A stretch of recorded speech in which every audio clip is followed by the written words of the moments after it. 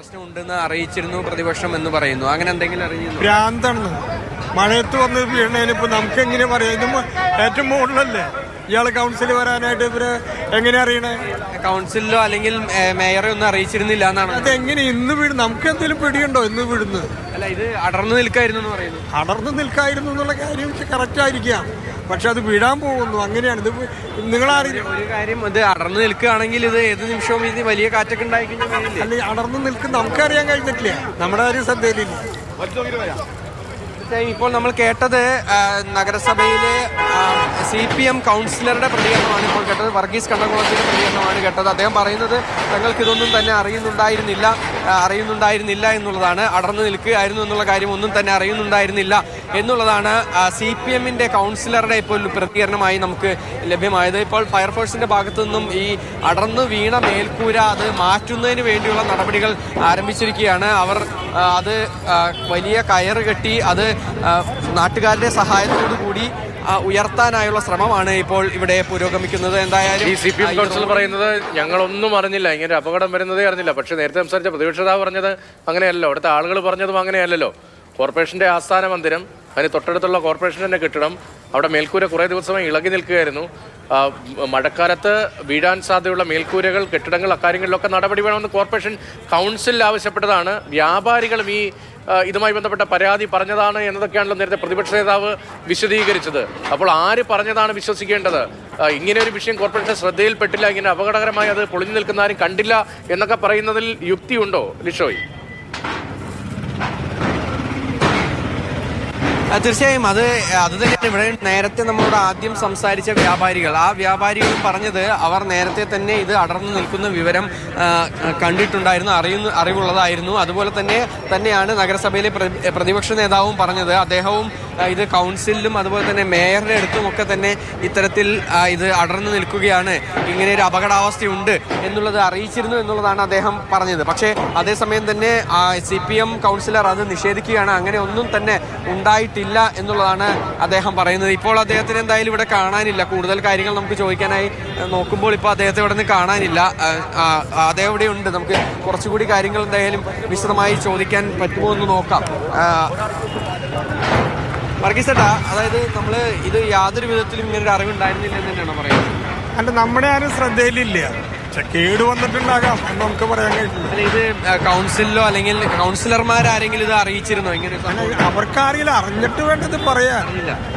ഏതെങ്കിലും ഒരാൾ ഇത് കൗൺസിലർ ഇങ്ങനെയുണ്ട്, കഴിഞ്ഞ ആഴ്ചത്തെ മഴയ്ക്ക് അടർന്നു നിൽക്കുകയായിരുന്നു എന്നാണ് പറയുന്നത്. ഉണ്ടാകാം, പക്ഷെ ഇവിടെ നിന്ന് നോക്കുമ്പോൾ നമുക്ക് കാണുന്നില്ലല്ലോ.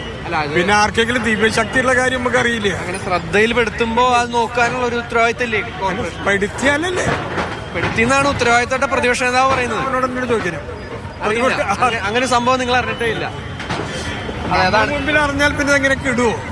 പ്രതിപക്ഷ നേതാവ് ഇത് ആരോട് ഞങ്ങൾ തമ്മിലൂടെ നടപ്പ് ഇതുവരെ പറഞ്ഞിട്ടില്ല.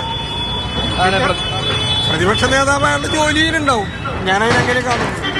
കൗൺസിലിൽ ഇങ്ങനെ ഒരു വിഷയം മഴക്കാല പൂർവ്വ ശുചീകരണത്തിന്റെയും അതുകൊണ്ടായിട്ട് പറഞ്ഞിട്ടുണ്ട്. മഴക്കാല പൂർവ്വം അപകടം വരാം അതൊക്കെ പറഞ്ഞിട്ടുണ്ട്. പർട്ടിക്കുലറായിട്ട് ഇന്ന സാധനം ഉണ്ട് എന്ന് പറഞ്ഞിട്ടില്ല. രണ്ടല്ലേ? ഇത് കണ്ടിട്ടില്ല, നമ്മളും കണ്ടിട്ടില്ല. ഈ കോർപ്പറേഷന്റെ ബിൽഡിംഗ് നമ്മൾ പരിശോധിക്കുക, അങ്ങനെ എന്തെങ്കിലും ഇതിന് ഏറ്റവും മുകളിലോ മുകളിലുള്ള കാര്യങ്ങളാണല്ലോ നമ്മൾ പരിശോധിക്കേണ്ടത് പ്രധാനമായിട്ട് ഈ മഴയൊക്കെ വരുന്നതിന് മുമ്പായിട്ട്. അത് അങ്ങനെ പരിശോധിക്കാറില്ല. നമ്മളോട് ഏതെങ്കിലും ഷെഡ് അല്ലെങ്കിൽ ഇത് അടർന്നു നിൽക്കുന്നു എന്ന് ഇപ്പോൾ ആരെങ്കിലും പറഞ്ഞാൽ നമ്മൾ പോയി നോക്കുന്നല്ലാണ്ട് സാധാരണഗതിയിൽ എല്ലാ മേൽക്കൂരും കയറി നോക്കേണ്ട കാര്യമില്ല.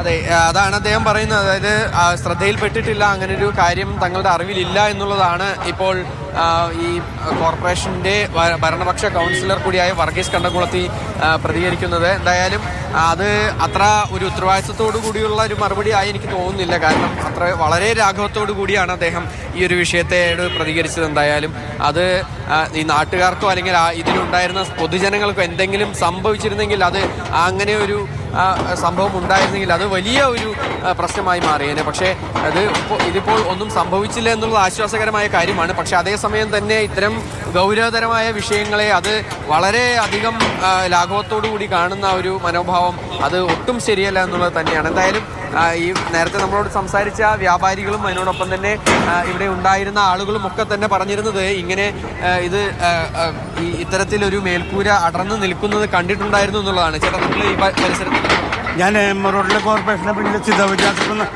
എന്ന സ്ഥാപനം നടത്തുന്ന ഒരാളാണ്. ഞാനിവിടെ 70 വർഷം മുന്നാണ് ഈ ബിൽഡിംഗ് വന്നിട്ടുള്ളത്. അതിനുശേഷം വന്നിട്ടുള്ള ബിൽഡിങ്ങാണിത്. ഇതിനുശേഷമാണ് മാർക്കറ്റ് ജയ്ഹിന്ദൊക്കെ വന്നിട്ടുള്ളത്. ഇത് അടർന്നു നിൽക്കായിരുന്നോ അത്? അത് അടർന്നു നിന്നിട്ട് കുറെ കാലങ്ങളായി.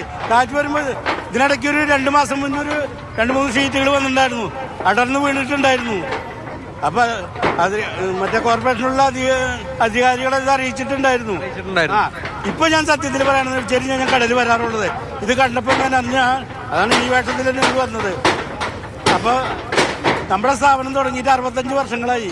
അതിനുശേഷം തുടങ്ങിയുള്ള ബിൽഡിംഗ് അതിനുശേഷമാണ് ജയ്ഹിന്ദ് ബിൽഡിംഗ് ബാക്കിലുള്ളത്, സി ബ്ലോക്ക്. അതിന് പഴക്കമുണ്ട്. അപ്പൊ ഇത് അടർന്നു നിൽക്കുന്നത് നേരത്തെ ശ്രദ്ധയിലുണ്ടായിരുന്നു. ഞങ്ങൾ കാറ്റ് പലതവണ സീറ്റുകൾ വരാറുണ്ട്. പക്ഷെ ഇത് വലിയൊരു അവിടെ രക്ഷപ്പെട്ടത് ബംഗ്ലാദേശ്. എന്തൊക്കെ ആയിരക്കണക്കിന് ആളുകളും മറ്റേ വാഹനങ്ങളാണ് 100 കണക്കിന് വരുന്നതാണ്. ഒരാൾക്ക് ഒരു പോറലും പറ്റാതെ ദൈവത്തിന്റെ അനുഗ്രഹം എന്ന് പറയാം. അതാണ് ഈ വ്യാപാരി പറയുന്നത്. അതായത് ഈ ബിൽഡിങ്ങിന് നേരെ എതിർദിശയിലുള്ള ഒരു ബിൽഡിങ്ങിലുള്ള വ്യാപാര സ്ഥാപനത്തിലെ വ്യക്തിയാണ്, അതിൻ്റെ ഉടമയാണ് ഇപ്പോൾ നമ്മളോട് പ്രതികരിച്ചത്. അദ്ദേഹം പറഞ്ഞത് കേട്ടല്ലോ. അതായത് ഈ ബിൽഡിങ്ങിൽ നിന്ന് നേരത്തെയും ഷീറ്റുകൾ അടർന്നു വീണിട്ടുണ്ട്. ആ അടർന്നു വീണപ്പോഴൊക്കെ കോർപ്പറേഷനെ അറിയിച്ചിട്ടുമുണ്ട്. അത് യാതൊരു വിധത്തിലും നടപടി എടുത്തില്ല എന്നുള്ളതിൻ്റെ വലിയൊരു ഉദാഹരണം തന്നെയാണ്. എന്തായാലും ഈ ഭരണപക്ഷ കൗൺസിലറായ വർഗീസ് കണ്ണംകുളത്തി പറഞ്ഞത് അത് അത്ര വിശ്വാസത്തിലെടുക്കാൻ നമുക്ക് കഴിയില്ല എന്നുള്ളതിൻ്റെ ഏറ്റവും ഒടുവിലത്തെ ഒരു ഉദാഹരണമാണ് ഇപ്പോൾ അദ്ദേഹത്തിൻ്റെ വാക്കിൽ നിന്ന് നമുക്ക് മനസ്സിലായത്. എന്തായാലും ഇവിടെ ഈ ഒരു ഭാഗത്ത് ഈ ഒരു അപകടം നടന്ന ഒരു സമയത്ത് നമുക്ക് ദൃശ്യങ്ങൾ കാണാൻ സാധിക്കും. ഈ ഒരു സമയത്ത് പോലും ഇത്രയധികം തുടരുക. നമുക്ക് കാണാം ആ ദൃശ്യങ്ങളിൽ വലിയ രീതിയിൽ വാഹന ഗതാഗത കുരുക്ക് അവിടെയുണ്ട്, ആ സ്ഥലത്തുണ്ട്. ഭരണപക്ഷ കൗൺസിലറുടെ മറുപടി ഒട്ടും തന്നെ ദഹിക്കാത്തതാണ്. പരിശോധനയ്ക്ക് ആരെങ്കിലും ഒക്കെ പറയണ്ടേ എന്ന് വളരെ ലാഘവത്തോടു കൂടിയാണ് അദ്ദേഹം പറയുന്നത്. എന്തായാലും ഒഴിവായത് ഒരു വലിയ ദുരന്തമാണ്. ആളുകളൊക്കെ ഉണ്ടായിരുന്ന ഒരു സമയമായിരുന്നുവെങ്കിൽ നമുക്ക് അതിന്റെ ആഘാതം ഊഹിക്കാവുന്നതാണ്. അത്രത്തോളം ഗൗരവതരമായ സംഭവമാണ് തൃശ്ശൂരിൽ ഉണ്ടായത്.